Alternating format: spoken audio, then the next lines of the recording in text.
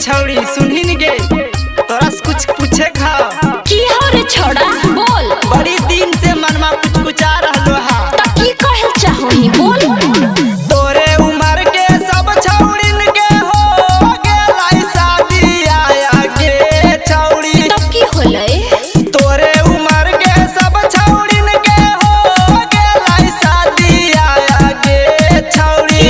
होई गेलै शादी आया गे छौड़ी काहे ने होला तोरे बियाह आगे छौड़ी काहे ने होला तोरे बियाह आगे छौड़ी कहिया होता तोरे बियाह आगे छौड़ी। देख रे छोड़ा कहिया होते तोरा की चाहो। रिकॉर्डिंग बाय अपरा म्यूजिक नवादा नवादा। देखत देखत छौड़ी होनी जवान गे। अच्छा। इतना तू काहे करो हाकी गुमान गे। इतना स्मार्ट है ये। देखत देखत छौड़ी होनी जवान गे। इतना तू काहे छौड़ी करोही गुमान गे।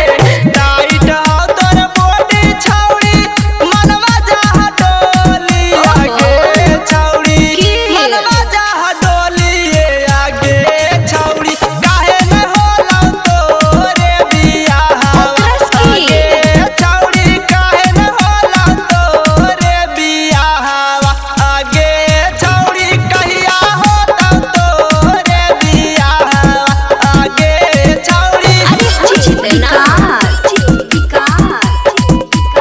रिकॉर्डिंग बाय अपरा म्यूजिक नवादा नवादा। केतना लाइकन के छौड़ी कहनी रिजेक्ट गे। अब जाने के करा से ही तू कांटेक्ट गे। अरे हिये रे एगो से केतना लाइकन के छौड़ी कहनी रिजेक्ट गे। अब जाने के करा से ही तू कांटेक्ट गे। अच्छा। देखो ही औरतिया में के की? करो ही बातिया आगे छौड़ी। हाँ। हाथों के संघातिया आगे छौड़ी काहे न होला तोरे बियाह आगे छौड़ी काहे न होला तोरे बियाह आगे छौड़ी कहिया होता तोरे बियाह आगे छौड़ी। कौन लेबे ने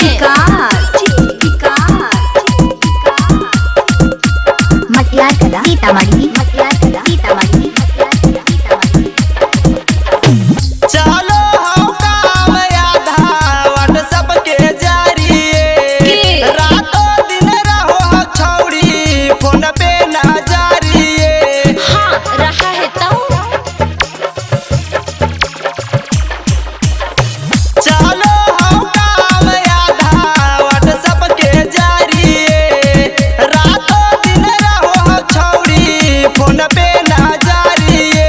और दीप हरि से उत्तम मानता अब नाही आगे छौड़ी की? मानता अब नाही आगे बोल छौड़ी ना। काहे न होला तोरे बियाह आगे छौड़ी काहे न होला तोरे ऐसा बियाह ही? आगे छौड़ी की रहे जैनी सब दिन पहिला आगे छौड़ी। अरे नहीं रे कर लेबै।